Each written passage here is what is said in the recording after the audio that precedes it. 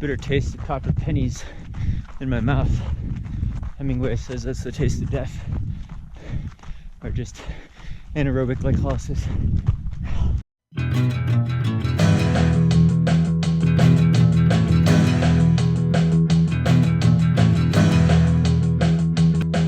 Yeah, I'm running down a dream that never would come to me.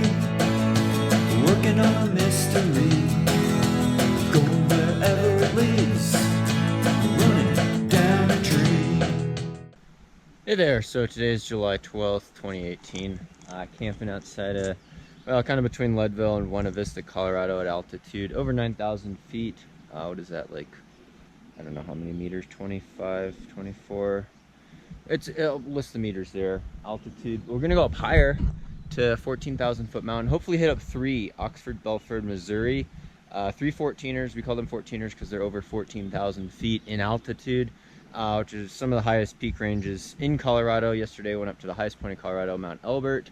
And yeah, just training high altitude. It's great for SPEEDGOAT 50K coming up in a week and a half, as well as PIKES Peak. This is my gear layout for this little adventure today. Nothing too crazy.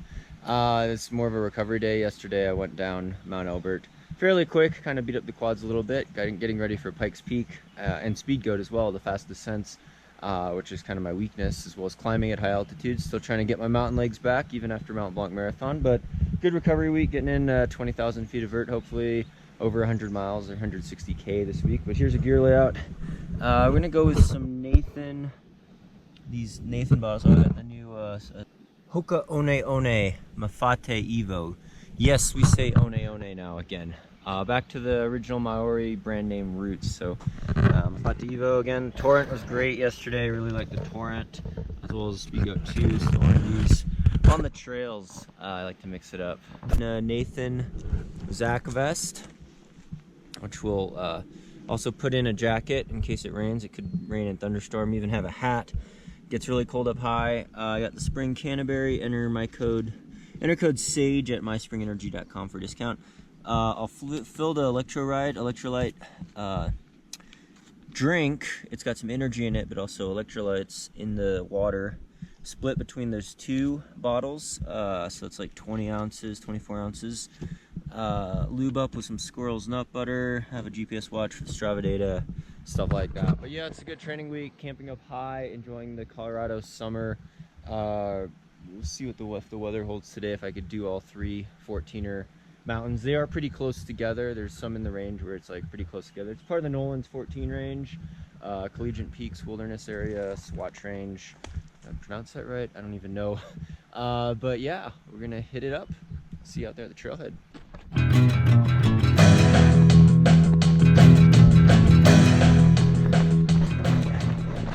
Pretty full parking lot, 8:30 a.m.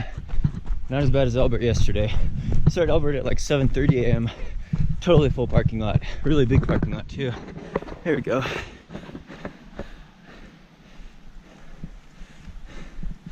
Let's see. Go up here, take Belford, take Oxford, then cut straight to Missouri, hopefully. Gonna have to go off trail there, probably come back on this route. Let's roll.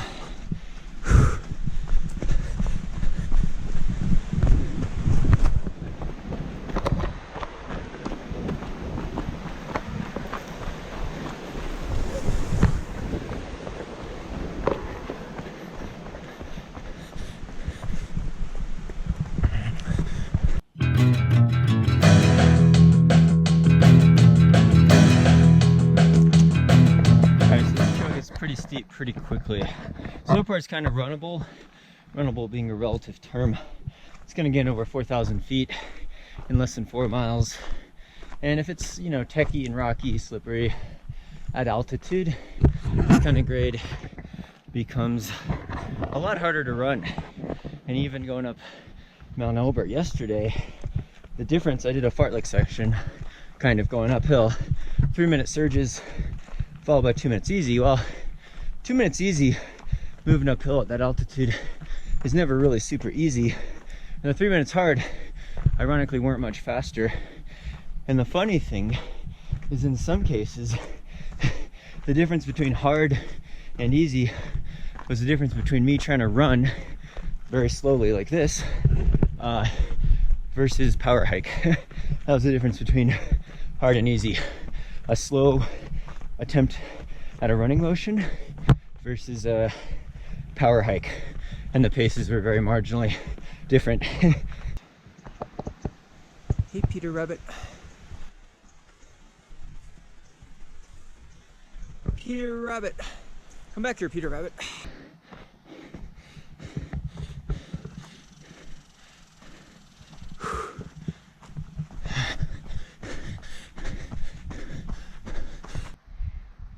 Cool flower.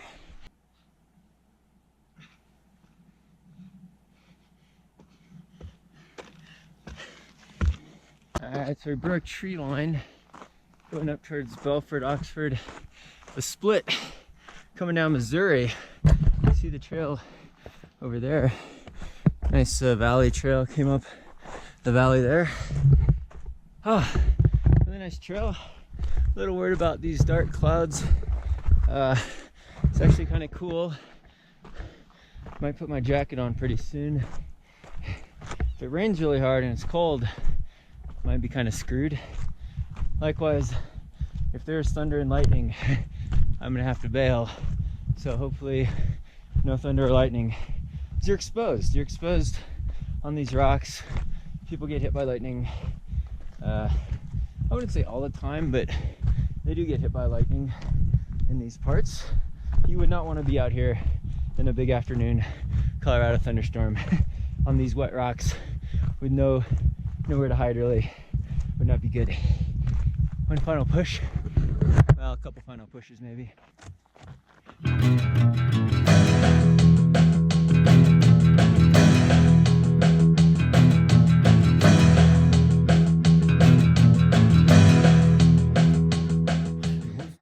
So the whole thing of this altitude training stint is to get used to running hard up high, over 10,000 feet, 2,000 meters, by doing running up mountains basically, but also sleeping up high, right? We're camping outside of Leadville, Colorado. It's around 10,000 feet. So you're sleeping high, training high. You could also train low and sleep high in an altitude tent, which we don't have, which would be pretty hot in Boulder. Probably not quite as good. They've done studies on it where you rotate altitude training though. I believe it's actually outside of Salt Lake City, where you do, during the day, you're doing some harder tempo runs, VO2 max interval workouts at a pretty high altitude, over 2,400 meters, 8,000 feet. Then you're sleeping down maybe at 5,000 feet, which is still, a mile high above sea level.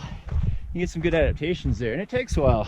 And it takes 20 days about to develop a new red blood cells, to actually get new red blood cell formation, which is what you really want. Oxygen carrying capacity in the blood to the muscles, higher hematocrit, higher red blood cell count, higher hemoglobin count. Your body's natural, legal EPO triggers that red blood cell production when deprived of oxygen at altitude training. But it takes a while. And so some people say, hey, I'm going to Leadville, going to Pikes Peak, going to Vail for a high altitude race. Well, if you're coming from sea level, you're going to be kind of screwed if you haven't done anything. And if you come, 3 days, 2 days before the race, that might actually be the worst. Your body's kind of in shock the first day or two coming from sea level to high altitude. Your body's like, what's going on? I feel weak. Your body will start kicking in adaptations though within several days. Higher blood volume, you'll probably get dehydrated, you may have trouble sleeping, dry mouth. It's a dry environment up here compared to most places in the US where it's more humid. And yeah, it's a tough balance. It'd be better to come out at least several weeks before your race, which I understand people are limited with time, or to do altitude stints with an altitude mask on, not one of those fake masks that just make it harder to breathe. That's not the same. I'm talking about some that you hook up to a pump with a tube. There's a guy, Eric Blake. He actually got second at Mount Washington this year. Great guy. He came out and raced the Pikes Peak Ascent 2014. He was on Team USA with me and Joe Gray, Andy Wacker. And he ended up being, I think he got 4th or 5th overall in that race. He came from sea level in the Northeast basically, but he would do hard intervals training with an altitude mask on. And I think he would sleep with this altitude mask on. And he seemed to do really well. His Pikes Peak is a pure altitude race almost. It's also very runnable uphill generally. So, you know, it goes to show altitude training definitely works. I don't see it as gray area doping. I mean, there's a financial barrier to entry. If you could buy an altitude tent, more power to you. It's not going to be quite as effective as totally cycling it. If you could pick up and move and relocate your life to a high altitude mountain town, kind of like what I did, more power to you. I chose Colorado because I wanted access to high altitude. For me, Boulder's not quite high enough. I'd rather be at 7,000 feet, 8,000 feet sleeping, training. That being said, for road marathon training, I feel like sometimes I would have been better off at sea level trying to hit a specific velocity on track intervals, because you lose that leg turnover. You can't run super fast. So, you know, boost your blood profile, but does it help your leg speed? It depends on the athlete. I'm gonna look into it though, look at more scientific studies on this, get back to you guys, some more altitude training. It depends on the event you're training for, really. Whether it's a track 10K, high altitude mountain race, people respond differently. They overtrain and get more tired. Depends how much vertical you're doing, power hiking, VO2 max work, tempo run work. Depends on your iron levels, your diet, how much you could sleep, how well you sleep at altitude, all these factors. But ideally, you know, I would be cycling it, and that's kind of what we do in the summer here in Colorado. So we're able to drive to these higher altitude places and camp, sleep up high, run uphill up high, hike up high, then go back to Boulder, kind of recover, but still have that high altitude access for certain workouts and adaptations. Hopefully it won't start raining either.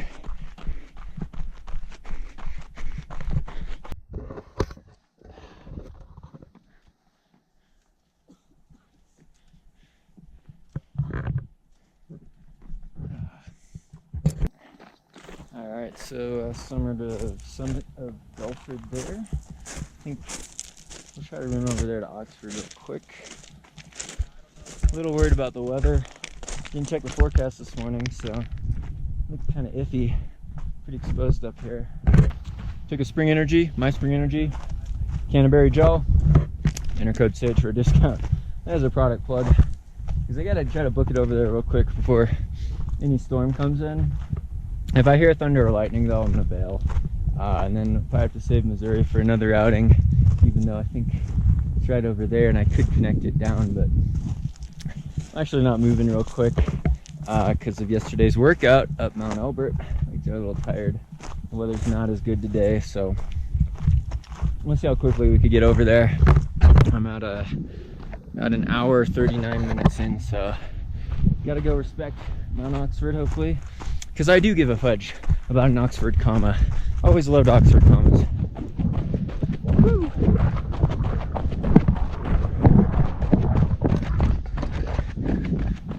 Almost at the summit of Oxford, I think. It's starting to hail, which is better than rain, but it is quite cold. I do not have a thicker jacket. Be prepared next time. Bring a rain jacket, warmer clothes. As you know, I do not do well in the cold, so I'm definitely gonna bail after this summit. Put my hat on. I don't know if there's a shorter way down. Might have to go back over Belford. Yes, it is hailing. And yeah, about 20 minutes over from that summit. So you can see back over there.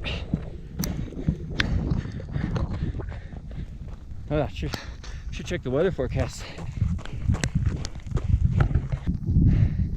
All right, summit of Oxford, I believe. Summit pipes there. Yeah, it's kind of rainy. This is not a waterproof jacket. I will put on my Strava hat and bail. But this looks like, yeah. View's a little hampered with the cloud cover, but this is probably the best one.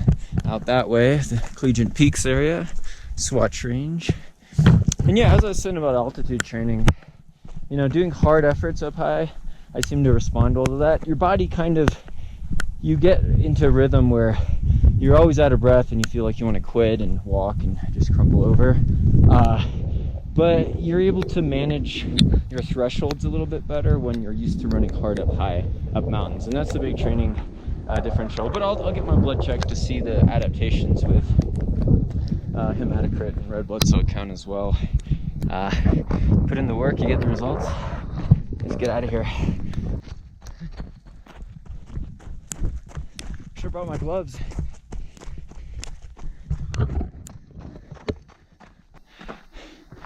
All right, traversing the ridgeline back towards Belford. This ridgeline's steep. Just heard a crack, a thunder. So that means it's time to get out of here. Try to get low.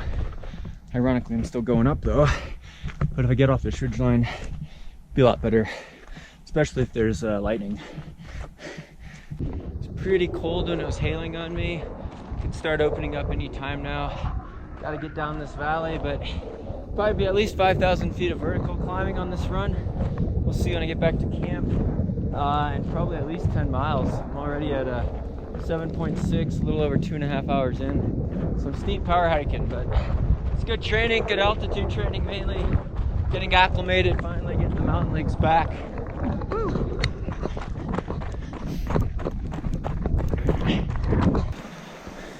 All right, almost 3.5 hours later. Back at the trailhead, pouring down rain. Got off that mountain just in time. Pretty tired. Need to have a berry smoothie, antioxidants, and fruit to recover. Thanks so much for watching. Thanks to all the Patreon supporters for making this really possible. Need to fix this map. Thanks to the title sponsor, Hoka One One. Great shoes. Thank you guys. Hope your running's going well. Stay tuned for more VAT Max Productions. Oh, be sure to subscribe on here too. Check out the playlist and coaching business website plug for Coach Sandy and I right down there. Thank you guys. Really appreciate it. Oh, it's cold.